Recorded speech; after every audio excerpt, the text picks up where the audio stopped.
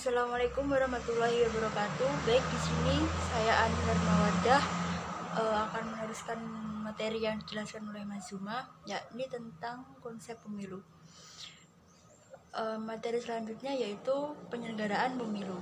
Dalam Undang-Undang Nomor 15 Tahun 2011 tentang Pemilihan Umum, pada bab ketentuan umum pasal 1 ayat 5 dan ayat 22 disebutkan bahwa pemilihan umum atau pemilu adalah disarankan kedaulatan rakyat untuk memilih anggota DPR, anggota DPD, presiden dan wakil presiden, dan untuk memilih anggota DPRD yang dilaksanakan secara langsung, umum, bebas, rahasia, jujur, dan adil dalam NKRI.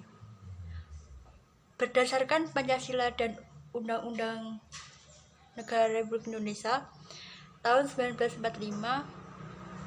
yaitu ada beberapa petugas yang melaksanakan pemilu.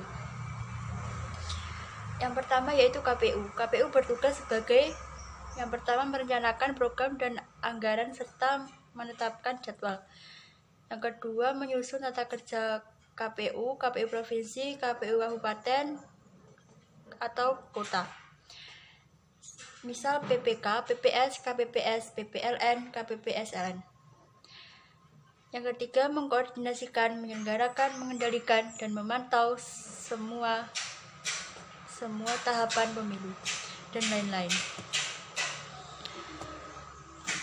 KPU berwenang menetapkan peraturan KPU untuk setiap tahapan pemilu, menetapkan peserta pemilu.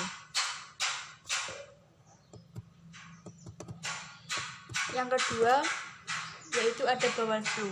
Bawaslu bertugas menjaga penyelenggaraan pemilu dalam rangka pencegahan dan menindak pelanggaran pemilu untuk mewujudkan pemilu yang demokratis, meliputi perencanaan dan penetapan jadwal tahapan pemilu, perencanaan pengadaan logistik oleh KPU, pelaksanaan penetapan daerah pemilihan dan jumlah kursi pada setiap daerah pemilihan untuk pemilihan anggota DPRD, DPRD provinsi, dan anggota DPRD kabupaten kota oleh KPU sesuai dengan ketentuan peraturan perundang-undangan.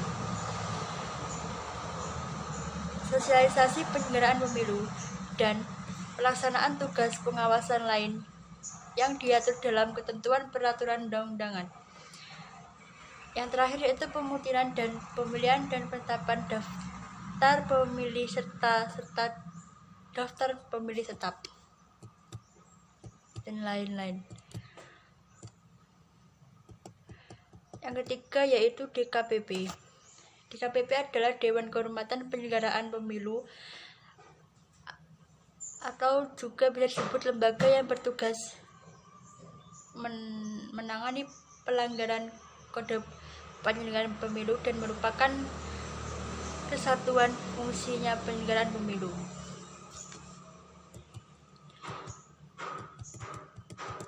Yang terakhir, materi terakhir yaitu manfaat pemilu. Yang pertama, pemilu dapat dijadikan saran terbaik untuk melakukan pergantian pemimpin secara konstitusional.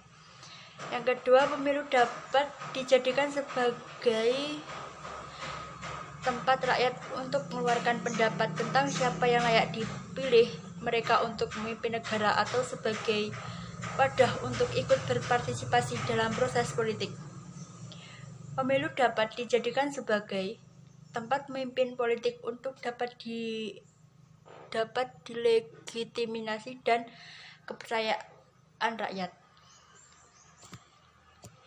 Yang terakhir, pemilu dapat dijadikan sebagai wadah untuk mewujudkan kedaulatan rakyat yang dikuat serta tidak bisa diintimidasi oleh pihak manapun dan memiliki hak penuh atas memilih calon pemimpin tanpa adanya tekanan ancaman dari orang lain. Jadi kesimpulannya, pemilihan umum merupakan salah satu sarana bagi partisipasi masyarakat karena masyarakat diberikan kesempatan untuk menentukan siapa yang akan mereka pilih dalam lembaga legislatif dan eksekutif, baik tingkat daerah maupun tingkat nasional. Dalam pemilihan umum, calon yang akan dipilih oleh masyarakat berasal dari partai politik. Partai politik merupakan salah satu ciri pada sebuah negara demokrasi selain ciri lainnya, yakni pemilihan umum yang langsung, umum, bebas, dan rahasia, serta jujur dan adil. Melalui partai politik, aspirasi rakyat diformulasikan secara sistematis dan diartikulasikan untuk menjadi keputusan-keputusan politik yang mempengaruhi penyelenggaraan negara atau kebijakan publik lainnya. Cukup sekian presentasi dari kelompok kami, kurang lebihnya mohon maaf. Wassalamualaikum warahmatullahi wabarakatuh.